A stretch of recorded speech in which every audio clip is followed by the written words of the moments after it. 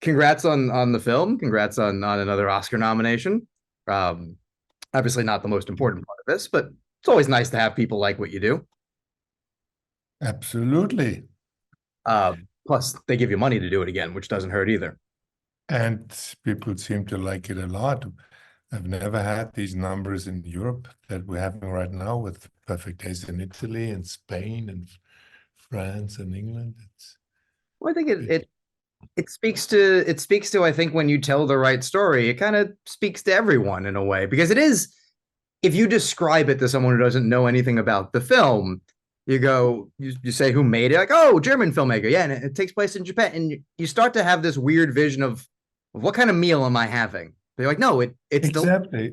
Especially if you know it's the line, it's about a toilet cleaner. I mean, well, I mean, you really wonder why you should go see this movie. well, I think I people who really appreciate it, and I like it quite a bit, talk a lot about influences, but it also feels incredibly original.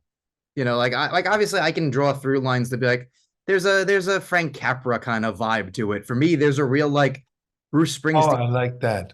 I like that Frank Capra thing because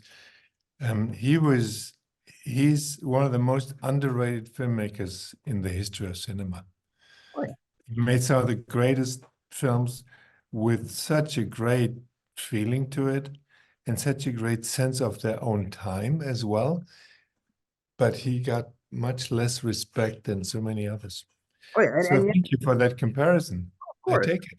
Oh, you should. And they're watchable too, is the thing. Like you can watch a Capra movie now, and obviously it's made at in a different time, but it feels like you're watching a film that can still speak to you. And I think that's the struggle with getting modern audiences to watch classic films, right? Is that it doesn't feel Yeah. made for them anymore. And I don't think Capra does that.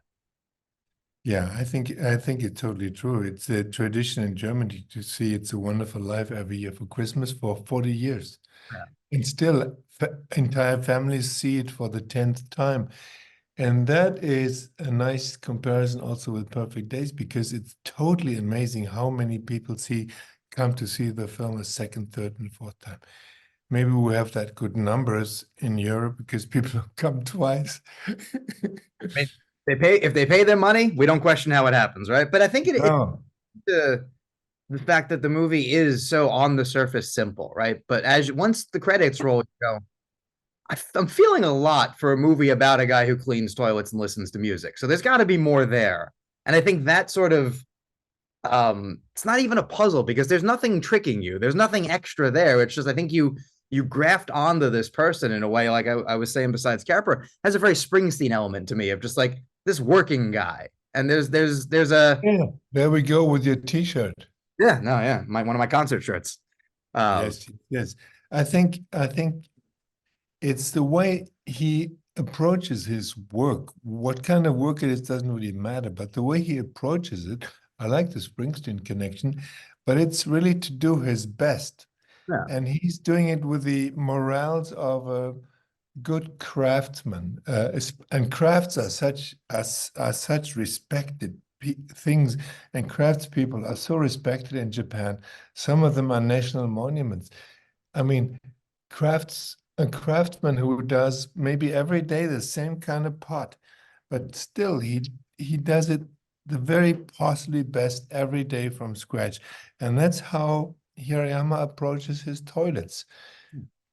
Each day you couldn't do them better. And even if his assistant says they're gonna get dirty again, so what? Yes, but he still needs to clean them as good as he can. And I think people love that attitude towards a job because it gives anybody who does this job as good as he can gets a lot of satisfaction from it.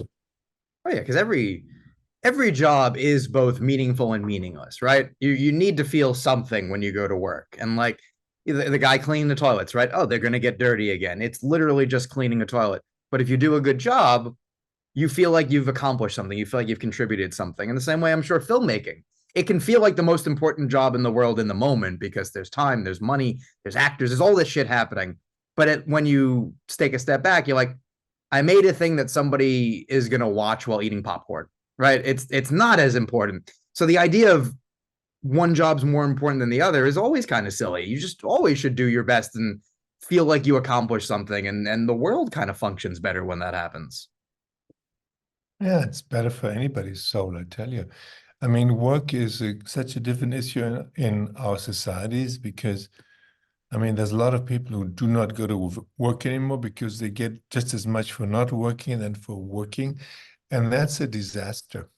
That's a disaster situation that work is not respected more than that. Nobody should get as much for not working than other people get for work. And I mean, So, even when you look at when he's not at work, right? He does his job, he does it as best he can. What does he like to do? He listens to music, he reads, he takes pictures, right? The book he's reading, the song he's listening to. If the musician or the writer didn't do their best, that wouldn't be as good. It wouldn't be enjoyable to him. So there is this cyclical nature of he's getting something out of it. but if you listen to the stuff that he listens to, you realize it doesn't get better. At that time, it didn't get better. I mean, you couldn't have written a much more perfect song at the time than Sitting at the Dock of the Bay or Perfect Day because of Lou Reed or Redondo Beach by Patti is, I mean, any young person today who hears that for the first time would say, "Oh, wow." I mean, that's what when I was watching it, I was very struck by the songs are all familiar, right? But they're all just a step to the right or to the left of where you would like a more mainstream movie would probably go. And as you're picking them, how do you know you have the right song? Because you literally have within budgetary constrictions the entirety of musical history to design what this man likes, right? And it's not what you like necessarily, it's what this character likes. How do you narrow it down? Well, we did this without the algorithm of that is applied to playlists. It was handmade. And every time we wrote a scene, every day we wrote the scenes in which he listens to music. We tried, Takuma and I tried to get into the mood of the scene. And because we see Hirayama choosing his cassettes, he's just not just grabbing and putting it in there, he's looking, he's choosing. So each time we realized this is the program of the day for him, and he's sort of DJing his day there and the mood of the day. So we really tried to find the perfect song for that occasion, and most of the time we did. We had the music on the set. That's also something that's never done in movies. You always put it in post-production. We had the music playing, and that is such a different thing for the actor and for the reality of it and what music means. If you play your scene and you know that later they're going to put some music, hey, that's a whole different ballgame. Oh yeah, no, I think even just in your day-to-day life, I think when you pick the song you want to start your day with, right? When you step outside, I want the first bars of this song playing when my foot hits the sidewalk and I feel like I'm off to my own little movie, right? There's something there. And I think a movie capturing that and also having the actor the ability to go, I'm sitting, I'm driving, but the song is playing, so I'm in that mood, and I can then use the song in a way that I don't have to imagine. Because when music works, you don't have to try, right? Music kind of comes inside you and tells you how to feel. You don't have to do the work. There is something very peculiar about listening to music and the use of music in movies. Normally, you always assume that you put a song, you like it, and it, of course, in the course of the day, out of a sudden you hear that song, it really strikes you, and it's exactly what you needed at that moment.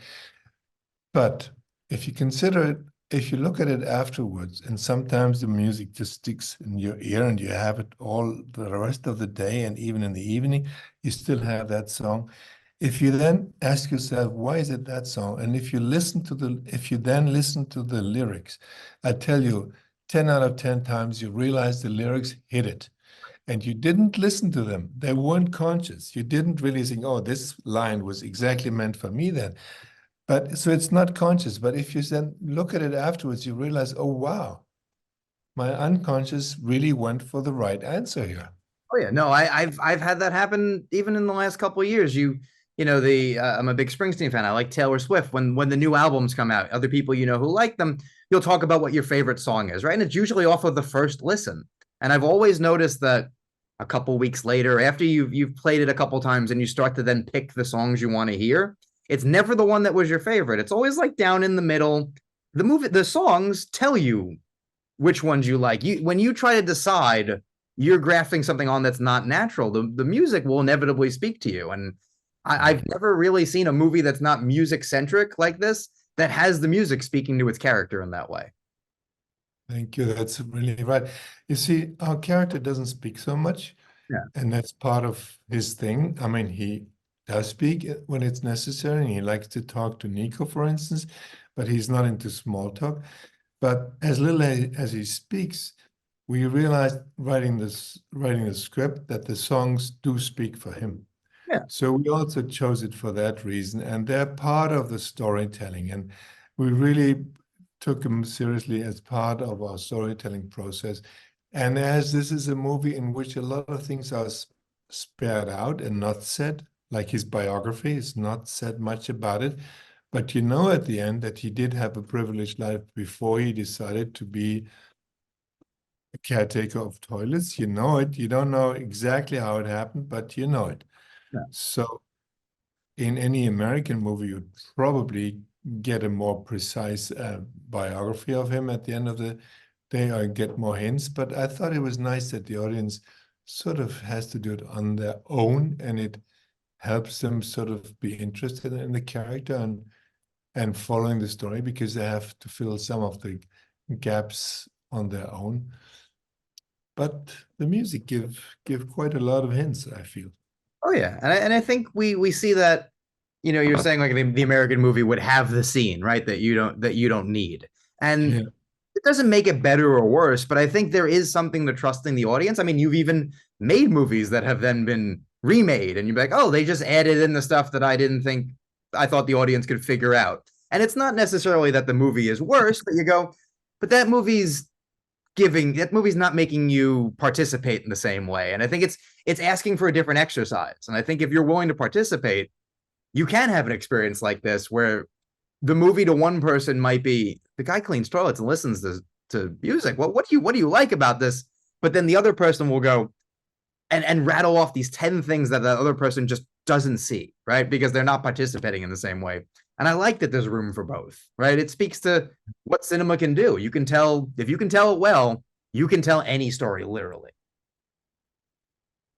Well, it's interesting if you follow that idea through. Like a film of mine where you have to fill in a lot of blanks is, for instance, Wings of Desire. I mean, you have to take these angels for granted anyway, and you have to take a lot, you have to fill in a lot. And then there was the American remake City of Angels, which I did like. I thought it was a beautiful job. Good, great cast. But the interesting thing is, City of Angels is story driven. 100%. Wings of Angels doesn't even have a story. No, it's Bruno Gans standing on things. Yeah, that doesn't have a story. It's a sequence of things. It's never amounts to story. The only story is Angel falls in love with trapeze artist, but that's not a story. But the American version, because I think it's just the condition of it, is story driven, and the European movies more often than not are more character driven, and the character sort of forms what then we call story in America. It's interesting. One should study it a little bit about these differences. But anyway, Perfect Days is strictly character movie. 100%. He writes it, and he writes it with his self and with his eyes, and all the story you're missing, you just have to fill it in yourself. Because it's so very much you, right? So I actually I met you briefly years ago for the Pope documentary that you did, and it's a film that like probably wouldn't have been something necessarily on my radar, but because you made it, I went, well, I got to find out why, right? And then you watch it and you go, it doesn't speak to me. I'm not religious, and if I was, I'm technically Jewish, but like this is a guy that I want to spend time with because the filmmaker is fascinated by him, and not in a way of like a dogmatic way, like this dude is worth following, right? And I think that's what your films do. They pick a person or characters and go, let's follow them and see what happens because we're fascinated by them. And I think as you take us down a path, the audience becomes fascinated by them. And you end this film, I think, just as satisfied with what you saw as you would be if you're like, I could follow him next week for another, let's go back and do it again. Like it feels like a good meal where you want to come back and eat it again. Well, that's how it felt every day for us. And when we got up in the morning, my DOP and I, we were the only European on the set. We said, let's go see Hirayama. And we felt good about going to work because we're going to meet this guy. And in a very, very, very strange way and completely unique in all my work, that never happened to me. I mean, Hirayama is a completely fictional character. We wrote a script on his life. We wrote a script on his routine. We wrote everything about him is written. And then after a few days, we were working on this movie as if this was a real character and we're doing a documentary. We gave up rehearsing because I thought it was useless to rehearse because the rehearsals were so beautiful and I didn't shoot them. That on the third day I said, Koji, please let me shoot the next rehearsal because I've been now regretting every day that I didn't shoot them. Let's shoot them. And then we shot the rehearsal and I said, let's go on to the next scene. And he was a little bit amazed. He said, that's it? We don't do another take? I said, no, it was as beautiful as it could possibly be. And then I realized I would only work like this in a documentary. Sure. And I would never, ever work like this in a fictional film. But it got there more and more. Of course, if there are other people involved and he had dialogue with his niece or with the man in the end or stuff, of course we'd rehearse. But if he was on his own, it was so good to see what happens with this man. Yeah. If I do not sort of dictate him what to do, but if I just say, okay, we're rolling, you know the scene, let's see. So he was supposed to clean his living room. We didn't even know. We had all sorts of things ready. We had a vacuum cleaner and some mop and something. And he said, Koji, now we have in the scene, it's just cryptic. It says he's cleaning his room because it's his day off. I mean, what do you do? He said, well, he was already used to not rehearsing. He said, give me a bucket with water and an old newspaper. Hmm. The art department didn't even know what that meant, but Yeah. they got an old newspaper and they had a bucket, they filled it, and we rolled. And then he came up the stairs and put the bloody newspaper into the water and bits of pieces he distributed in the room. We thought, what is this? And then he started to put this wet newspapers with a brush, sort of brush them around so they'd fly over the futon. And after a while, he collected them. And we realized it was really neat and clean. And this newspaper had collected all the dust. Yeah.